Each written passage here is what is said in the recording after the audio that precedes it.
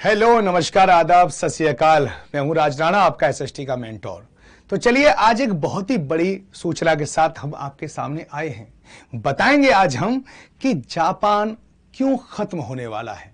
ऐसा क्या है जिस देश को परमाणु बम का विस्फोट भी समाप्त नहीं कर पाया, अब ऐसा क्या हो रहा है कि जापान धीरे धीरे समाप्ति की कगार पर चलता जा रहा है। तो चलिए शुरुआत करते हैं और शुरुआत करेंगे हम यहां से। मैं हूं राज राणा और आपको मैं पढ़ा रहा हूं super current, general awareness, history, geography, polity, economy, book and author and culture, environment, international organisation, award and honour, ecology, famous personality, scientific research, ये सारी चीजें मैं यहां पे कराता हूं। इससे पहले बस बताओ, बढ़िया हो ना सब लोग? हैं अच्छे हो? चलिए सबको गुड आफ्टरनून, गुड आफ्टरनून।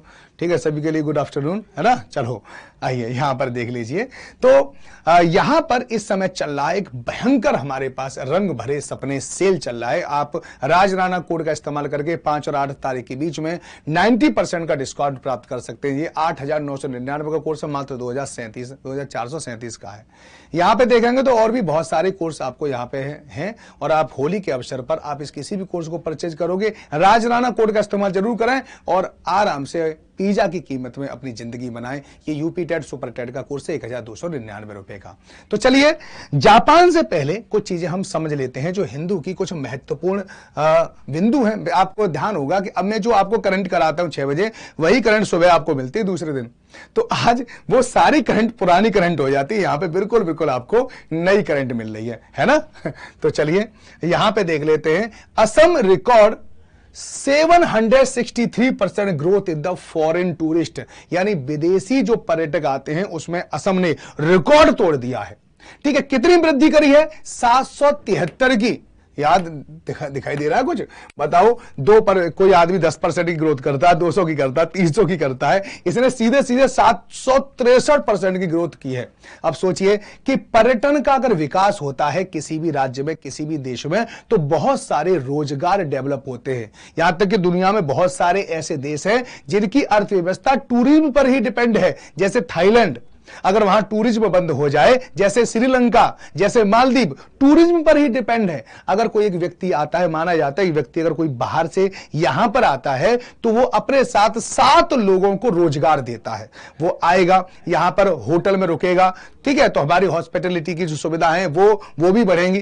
ठीक है, नहीं, हमारे होटल वगैरह का इनका भी विकास होगा, खाना भी खाएगा, रेस्टोरेंट का विकास होगा, परिवहन से जाएगा, किसी न किसी चीज से जाएगा तो उसका भी विकास होगा। तो हर एक राज्य चाहता है कि उसके यहां पर रिकॉर्ड तोड़ पर्यटक आते रहे, उसके लिए वो नई नई योजनाएं लेके आते रहते हैं। चलिए आगे वाला एक और खबर है, वो खबर है हमारे गगनयान मिशन से। आपको पता है कि जो इसरो है कुछ अंतरिक्ष यात्रियों को अंतरिक्ष में भेजना चाहती है।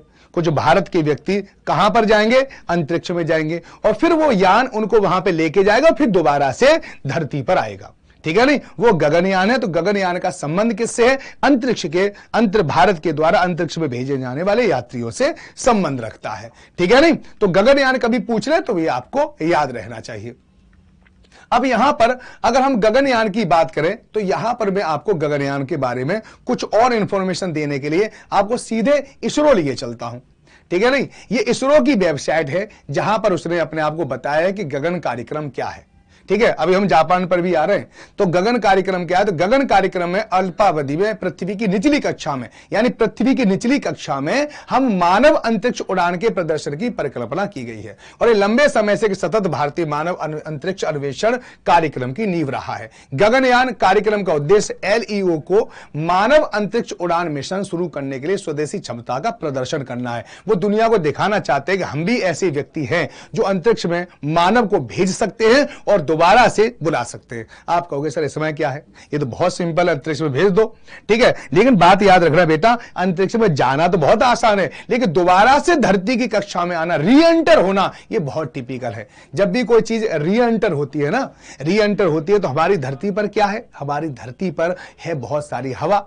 अब हमारी धरती बहुत तेज घूमती है तो इसके साथ हवा भी घूम रही होगी। तो जब भी कोई चीज हमारी धरती में आती है तो वायु का घर्षण लगता है। ठीक है, फ्रिक्शन लगता है और फ्रिक्शन की वजह से तापमान पैदा होता है, जिसकी वजह से उसमें आग लग जाती है। तो धरती से बाहर निकलना आसान है, लेकिन धरती में दोबारा से अंदर आना बहुत टिपिकल होता है। ठीक है, चलिए इसके बारे में ये मैंने आपको बता दिया। ये आपको अगर पढ़ना हो तो मैं इसकी पीपीटी आपको शेयर कर दूंगा, आप यहां पे पढ़ लेना। ठीक, वैसे कोई ज्यादा बस जो आपसे प्रश्न पूछे वही है। एक और प्रश्न पूछ सकता है कि बताओ कि मेसी कार फेस्टिवल कहां पर हुआ है, ये वाले प्रश्न आपसे पूछा जा सकता है। ठीक है, नहीं प्रश्न क्या है, ये है, ठीक है ना, कि मेसी कार है ना, कहां है ये, कि मेसी कार फेस्टिवल कहां पर हुआ था। ठीक है, तो तिरुचेरुदुर, ठीक है, तिरुचेंदुर में, ये कहां पर है, तमिलनाडु में है। यहां पर मेसी कार फेस्टिवल आयोजित किया गया है। तो मेसी कार फेस्टिवल कहां हुआ, इस प्रकार की करंट भी आपसे पूछी जा सकती है। ठीक है ना, और सब बढ़िया हो ना। चलिए, गुड आफ्टरनून, गुड आफ्टरनून। ठीक, तो यहां पे याद रखो, ये सभी जो लोग हैं डिवोटी हैं, यानी ये भक्ति लोग हैं, और ये सुब्रमण्यम टेम्पल है, ये सुब्रमण्यम टेम्पल में इस प्रकार की मेसी कार फेस्टिवल को मनाया जाता है। ठीक है नहीं, अब वो वाला टॉपिक जिसके लिए हम यहां पर जुड़े हुए हैं, बात है कि क्या जापान समाप्त हो जाएगा, किससे हो जाएगा जापान समाप्त। प्रशांत महासागर का एक बहुत ही बेहतरीन एक आपको देश दिखाई देगा, द्वीप दिखाई दे रहे हैं आपको, यही जापान है। प्रशांत महासागर की शान रहा है जापान।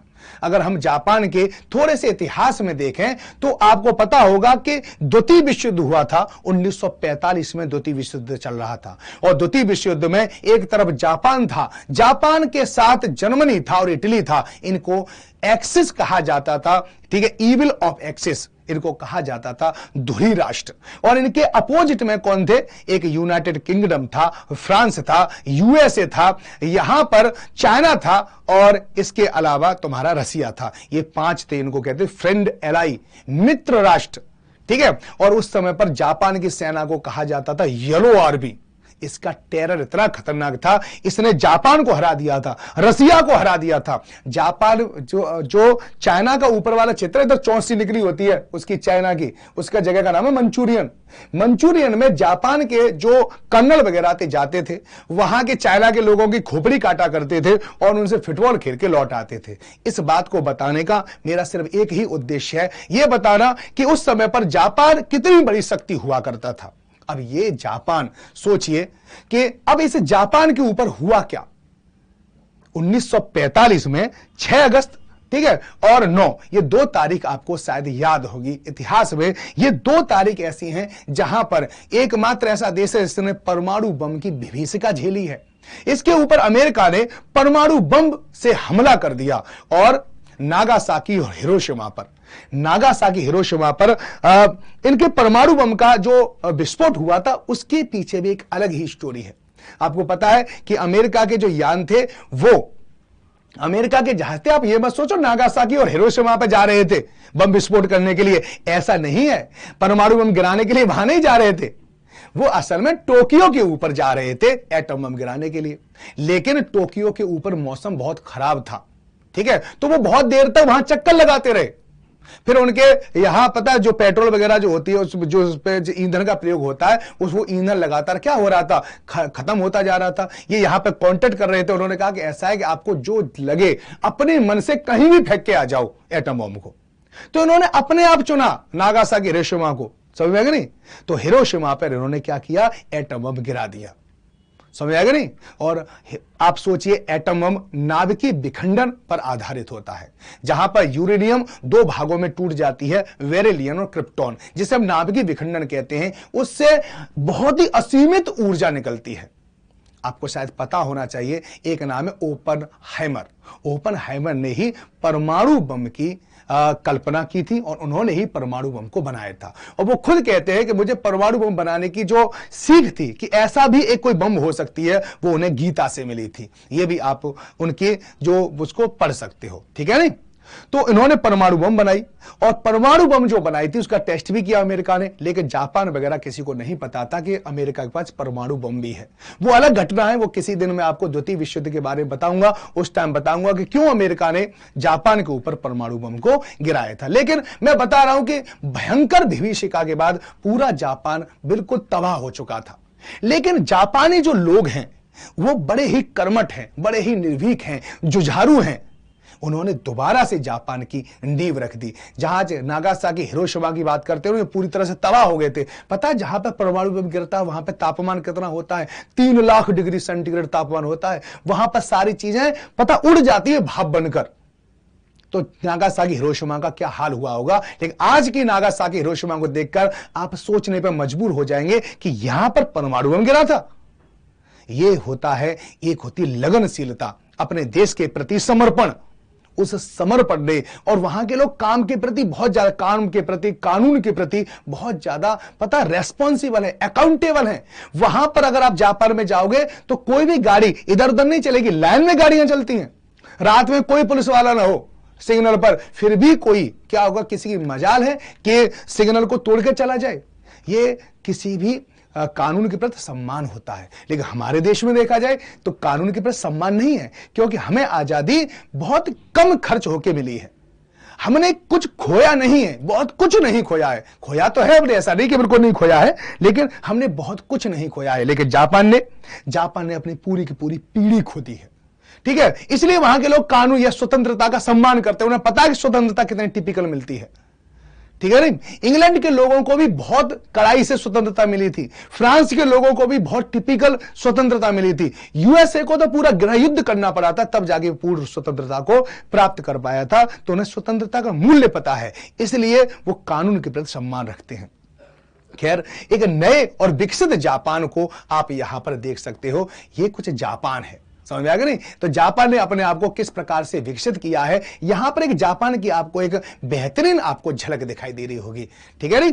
तो अब आप इससे समझ सकते हो कि जापान, ठीक है नहीं? चलिए, अब जापान, अब इस समय जापान की अगर बात करेंगे तो जापान दुनिया की तीसरी सबसे बड़ी इकोनॉमी है। और गजब की बात क्या है? गजब की बात यह है कि बेचारे के पास संसाधन नहीं है। यह है जापान। नेचुरल संसाधन बहुत कम है। अब इसने क्या किया? नेचुरल संसाधन तो है नहीं, हम विकास कैसे करें? तो इसने टेक्नोलॉजी डेवलपमेंट कर ली।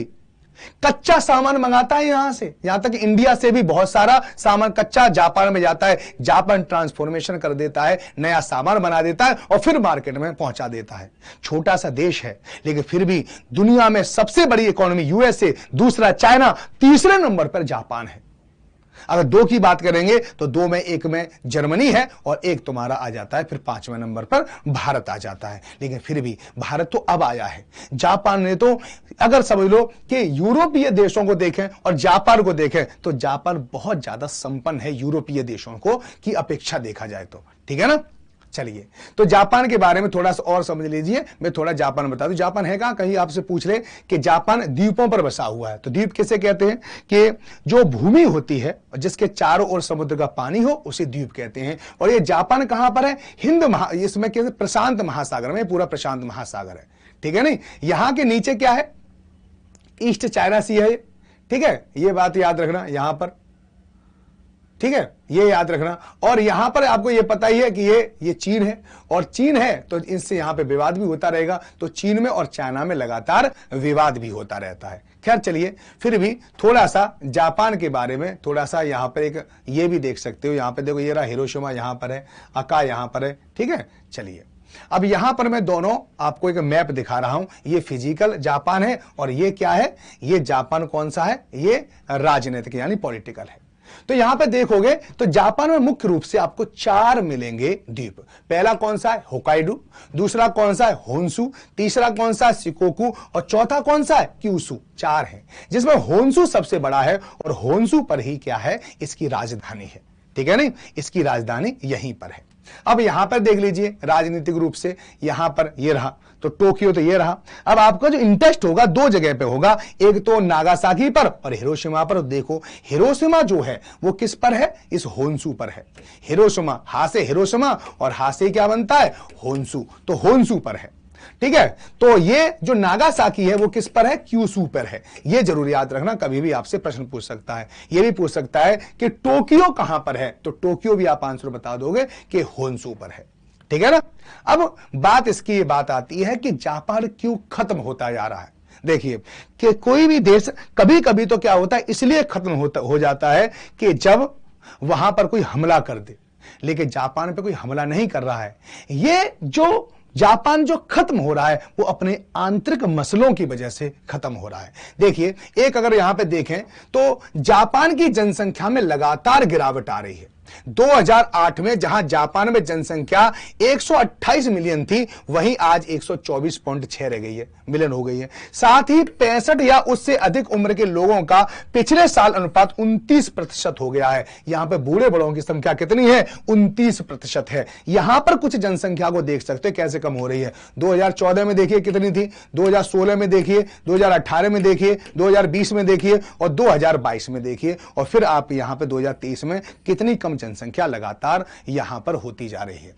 ठीक है नहीं। अब यहां पर अगर आप देखोगे तो इसकी जापान की जनसंख्या में बूढ़े बड़े लोगों की अनुपात लगातार बढ़ रहा है।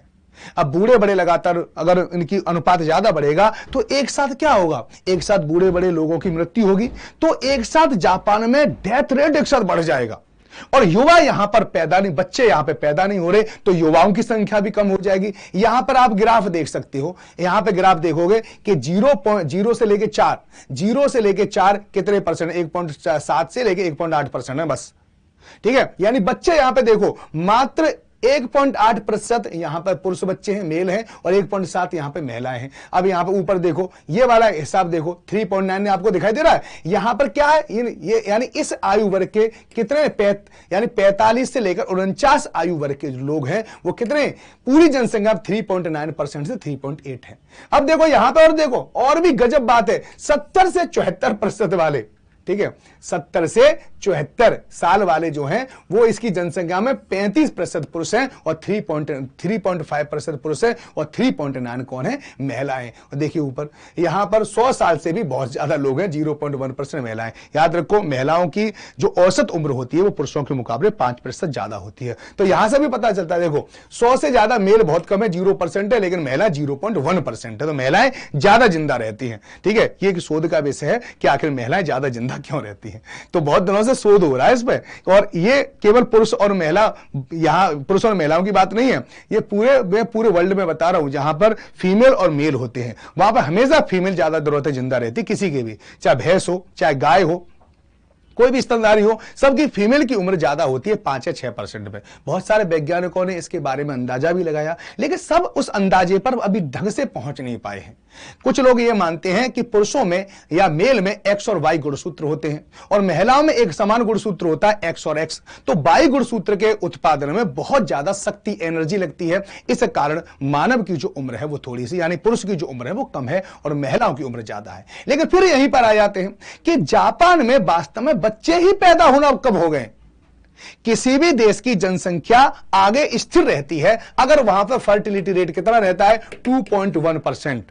अब आप कहोगे सर प्रजनन दर या फर्टिलिटी रेट क्या होता है, तो फर्टिलिटी रेट होता है कि एक महिला अपने प्रजनन काल में, यानी 15 से लेकर 49, ये इनका प्रजनन काल होता है, 15 से लेकर 49, ठीक है, ये प्रजनन काल में कुल कितने बच्चे औसतन पैदा करती है उसे प्रजनन काल कहते हैं। तो अगर महिलाओं का प्रजनन जो दर है वो 2.1 है, तो वो जो दर है उसकी वजह से वहां की जनसंख्या स्थिर रहेगी, और अगर इससे कम हो गया तो जनसंख्या कम होती जाएगी और वो देश एक दिन पूरी तरह से मिट जाएगा, समाप्त हो जाएगा। जनसंख्या से विहीन जो देश है वो पूरी तरह से समाप्त हो जाता है। ठीक है नहीं। तो आइए यहां पर थोड़ी सी चीज बता दे रहे हैं। आर्थिक विकास के क्षेत्र में रॉकेट की रफ्तार से बढ़ने वाला जापान आज जनसंख्या संकट से बुरी तरह से जूझ रहा है, और सबसे बड़ी दिक्कत है कि जापानी युवाओं का बच्चा पैदा करने में कोई मोह नहीं रहा है। ऐसे में सरकार के लिए जनसंख्या वृद्धि दर को बढ़ाना काफी मुश्किल हो रहा है। सन 2000 में जापान में जनसंख्या वृद्धि दर 0 पर पहुंच चुकी थी, बताओ 2000 में शून्य पे पहुंच गई थी और साल 2010 के बाद जापान की आबादी में कमी आने लगी। अब लगातार कमी आ रही है। पिछले 10 सालों में हर साल जापान जनसंख्या में आने वाली कमी को लेकर खुद अपना ही रिकॉर्ड तोड़ रहा है और सरकार की जनसंख्या बढ़ाने की कोशिशें फेल हो रही हैं। साल 2020 और 21 में जापान की जनसंख्या में 6,44,000 की कमी आई है। वैसे ही बेचारे बहुत कम है वहां पर, इतने लोग और लगातार यहां पर कम होते जा रहे हैं। बच्चे क्यों नहीं पैदा कर रहे हैं जापानी? बात यह भी तो प्रश्न आता है कि आखिर जापानी क्यों बच्चे पैदा करने में इंटरेस्टेड नहीं है। ठीक है, तो जापान में पिछले कई सालों में लिव इन रिलेशनशिप में काफी युवाओं ने रहना शुरू कर दिया है। लिव इन रिलेशनशिप जो होता है वो शारीरिक जरूरतों के लिए होता है, ठीक है नहीं। अब ये उसमें जो बच्चे पैदा होते हैं उनका कोई भी, यानी कोई बच्चा पैदा नहीं करना चाहता, कोई बच्चों की जिम्मेदारी लेने के लिए कोई तैयार नहीं होता। ठीक है, इसलिए शादी की जाती है कि कम से कम लोग बच्चों की जिम्मेदारी उठाना प्रारंभ कर दें। ठीक, तो युवा अपनी जिंदगी जीने में लगे हुए हैं, लेकिन उन्होंने मां बाप बनने से छुटकारा पा लिया। जापान में शादी से बाहर बहुत कम बच्चे पैदा हो रहे हैं। ठीक है, यानी युवा अपनी शारीरिक जरूरतों को पूरा करने के लिए भले ही साथ रहते हैं, लेकिन वो बच्चों को झंझट मानने लगे हैं। 1950 के दशक के बाद से जापान में शादी के बाहर बच्चों का जन्म सभी जन्मों का लगभग 2% है मात्र। जापान की प्रजनन दर में भारी गिरावट हो रही है। कम युवा महिलाओं की शादी का कारण है। जापान में चरम प्रजनन दर है 25 से 34, यानी महिलाएं 25 से 34 वर्ष की हो जाती तब जाके शादी करती है। और मैंने आपको बताया था महिलाओं में मोनोपोज की समस्या 45 वर्ष से शुरू हो जाती है, यानी जब उनके मासिक धर्म आना बंद हो जाते हैं उनको मोनोपोज कहते हैं। उसके बाद बच्चे पैदा होने की संभावनाएं बचती नहीं है। समझ में आ गया नहीं? तो अब बताओ 34 साल पर अगर शादी करेंगी तो प्रजनन जो काल है वो कम हो जाएगी, बहुत सारी दिक्कत हो जाएगी और बच्चा पैदा होने में बहुत ज्यादा टिपिकल होता है। तो ये भी एक कारण है। ठीक है, अविवाहित रहने वाली लड़कियों का अनुपात 1970 तक स्थिर बना हुआ था, लेकिन 1975 तक ये 21% से ऊपर चला गया है। जापान की 21% महिलाएं शादी ही नहीं करती, तो बच्चे कहां से हो जाएंगे? आप ये जानकर हैरान हो जाएंगे कि 2020 में 25 से 29 साल की उम्र तक की 66% लड़कियों ने शादी ही नहीं करी थी। बताओ, 25 से लेकर 29 जो वर्ष है, जो सबसे ज्यादा फर्टिलिटी रेट होता है, उस समय तक जापान की 66% लड़कियां कुंवारी थी। ठीक है, उन्होंने शादी नहीं की थी। वहीं 30 से 34 साल की उम्र की 39% लड़कियों ने शादी नहीं करी थी। सोचो, शादी ही नहीं कर रहे हैं, शादी का कोई वही नहीं है, अब शादी नहीं करेंगे। ठीक है, तो क्या होगा? जनसंख्या कम होती जाएगी और होते होते जनसंख्या पूरी तरह से समाप्त हो जाएगी। या तो वो देश किसी का गुलाम बन जाएगा या बाहर की जनसंख्या को अपने यहां बसाएगा। जब बाहर की जनसंख्या वहां आएगी तो वहां की संस्कृति को खा जाएगी और देश चाहे संस्कृति विहीन हो जाए तो भी देश नष्ट हो जाता है, अगर जनसंख्या ना हो तो भी हो जाता है, युवा नहीं रहेंगे तो भी देश नष्ट हो जाएगा। इस प्रकार से जापान को बहुत जरूरत है कि उसके यहां पर बच्चों की जो या महिलाओं की जो प्रजनन दर है उसको किसी भी प्रकार से बढ़ाया जाए। जापान की सरकार बहुत सारे एफर्ट लगा रही है, लेकिन फिर भी वहां पर ऐसा कोई सुधार होते हुए नहीं दिख रहा है। एक और बात है जापान में, क्या है कि जापान में शादी से बिल्कुल मोह भंग हो चुका है। लोगों का अपने अपने गैजेट के प्रति बहुत ज्यादा मोह है। जापान के लोग अपने गैजेट के साथ, यानी जो उसके उपकरण होते हैं ना, ठीक है, उपकरण जैसे मोबाइल है, जैसे लैपटॉप है, उसके साथ सबसे ज्यादा समय व्यतीत करते हैं। यह भी एक कारण है कि बच्चे यहां पर पैदा कम हो रहे हैं। ठीक है नहीं? चलिए, अब यहीं पर इतनी चीज मैं बता रहा था कि जापान के वास्तव में क्यों जापान धीरे धीरे समाप्त होने की कंडीशन में है। ठीक है, चलिए अब आगे थोड़ा सा समझ लेते हैं यहां पर कि भारतीय नौसेना ने ब्रह्मोस मिसाइल का परीक्षण किया है। यह आज की करंट अफेयर्स है, थोड़ा सा मैं इसमें भी आपको बता दे रहा हूं। ठीक है, नौसेना ने ब्रह्मोस मिसाइल का सटीक परीक्षण किया है। ब्रह्मोस मिसाइल आपको पता होना चाहिए, बहुत ही बेहतरीन मिसाइल है, क्रूज मिसाइल है और ये अपने निशाने में 1 मीटर का ही वो कर लेके चलती, एरर 1 मीटर पे भी निशाना लगा देती है। ठीक है, क्रूज मिसाइल है और ये सुपरसोनिक स्पीड से चलती है। ठीक है, और ये रूस और भारत इन दोनों के सहयोग से बनी हुई है। ठीक, इसके बाद हाई सीसी ट्रीटी, ये कभी वो हो सकता है कि संयुक्त राष्ट्र ने अभी हाल ही में, ठीक है, किस पर सिग्नेचर किए? तो हाई सी ट्रीटी, यानी ऐसा सी जो किसी भी देश की सीमा में नहीं आता, देश के अनन्य आर्थिक क्षेत्र में नहीं आता, उन्हें हाई सी ट्रीटी बोला, उसमें आता है। ठीक है, हाई सी बोला जाता है। जैसे 200 नॉटिकल माइल, जैसे हमारा भारत है, भारत का जो समुद्र है वो 200 नॉटिकल माइल है। ठीक है, अब 200 नॉटिकल माइल तक जनरली होता क्या है? 200 नॉटिकल माइल तक जनरली होता क्या है कि ये समुद्र है। ठीक है, तो ये तो भारत का, इसके बाद जो होगा वो हाई सी होगा, तो उससे रिलेटेड ये वो है। अश्विनी वैष्णव ने गो ग्रीन गो ऑर्गेनिक कवर जारी किया है। तो गो ग्रीन गो ऑर्गेनिक कवर किस के लिए जारी किया? तो सिक्किम के लिए जारी किया। ध्यान रखना, सिक्किम को दुनिया का पहला 100% जैविक राज्य का खिताब प्राप्त हो चुका है, यह भी आपको याद रखना है। ठीक है ना। मीरूबाई चानू ने जीता 2022 का BVC Indian sports women of the year. ठीक है, तो मीराबाई चानू ने 2022 का BVC Indian sports man of the year जीता है। मोस्ट इंपोर्टेंट हो जाता है, एक तो महिला है। ठीक है, इस प्रकार से यहां पे प्रश्न आपसे बहुत ज्यादा ये पूछने की पूरी संभावना है। कर्नाटक ने मेघालय को हराकर 54 साल बाद जीती संतोष ट्रॉफी। ठीक है, संतोष ट्रॉफी फुटबॉल से संबंध रखती है। कर्नाटक पहली बार कर्नाटक ने यह ट्रॉफी जीती है। ठीक है नहीं। अब यहां पर जनरल अवेयरनेस के कुछ प्रश्न हैं जो महिलाओं से संबंध रखते हैं। ठीक है, माउंट एवरेस्ट पर चढ़ने वाली प्रथम महिला कौन थी? Junko Tabei is right answer. वहीं पर विश्व में किसी देश की प्रथम महिला प्रधानमंत्री कौन थी? एस भंडार नायके, जो श्रीलंका की थी। ठीक है नहीं, आपको समझ में आ रहा है ना? यहां पे मैं जल्दी जल्दी करा रहा हूं। ठीक है, वर्ल्ड बैंक की पहली महिला प्रबंधक निदेशक कौन थी? अंशुला कांत है। ठीक है, चौथा है भारत की पहली महिला राष्ट्रपति कौन थी? तो श्रीमती प्रतिभा पाटिल देवी सिंह पाटिल है, वो आपको पता होना चाहिए। ठीक है नहीं। भारत की पहली महिला जिन्होंने बुकर पुरस्कार जीता था, तो आंसर क्या है? अरुंधति राय। ठीक है नहीं। भारत की प्रथम महिला जो मिस वर्ल्ड बनी है, उनका नाम क्या? रीता फारिया। ठीक है, भारत की प्रथम महिला कैबिनेट मंत्री राजकुमारी अमृत कौर स्वास्थ्य मंत्री बनी थी। क्या बनी थी? ये स्वास्थ्य मंत्री बनी थी। आगे चलते हैं यहां पर। ठीक है, सातों महाद्वीपों की सर्वोच्च शिखर पर चढ़ने वाली प्रथम भारतीय महिला कौन बनी है? प्रेमलता अग्रवाल बनी है, जो आपको याद रखना है। ठीक है, भारत की पहली महिला जिन्होंने नोबेल पुरस्कार जीता, नोबेल, तो नोबेल पुरस्कार शांति का किसको मिला था? मदर टेरेसा को मिला था। उत्तरी ध्रुव पर पहुंचने वाली प्रथम महिला कौन है? तो आपको याद होना चाहिए प्रतीप्सी सेनगुप्ता। प्रतीप्सी गुप्ता भी लिख के आ जाता है, तो यह भी आपको आंसर सही लगाना है। संयुक्त राष्ट्र संघ के संगीत समारोह में भाग लेने वाली प्रथम भारतीय महिला कौन है? तो याद रखो एमएस सुब्बलक्ष्मी है। इसके बाद देखेंगे भारत की पहली महिला विदेश मंत्री कौन है? तो यह तो याद करने की जगह बात ही नहीं है, सुषमा स्वराज है। ठीक है ना। इसके बाद देखेंगे जिब्राल्टर जल संधि को तैरकर पार करने वाली पहली भारतीय महिला कौन है? तो आरती साहा। जिब्राल्टर जल संधि, ठीक है, जिब्राल्टर जल संधि अंटार्कटिका को किससे जोड़ती है? अंटार्कटिका को वो अटलांटिक महासागर को जोड़ देती है भूमध्य सागर से। ठीक है ना, ये आपको याद रखना है। 14 मगा दादा साहेब फाल्के पुरस्कार पाने वाली प्रथम महिला कौन है? तो आंसर उसमें होगा, कौन सी होगी? देविका रानी को मिला था सबसे पहले दादा साहब फाल्के पुरस्कार।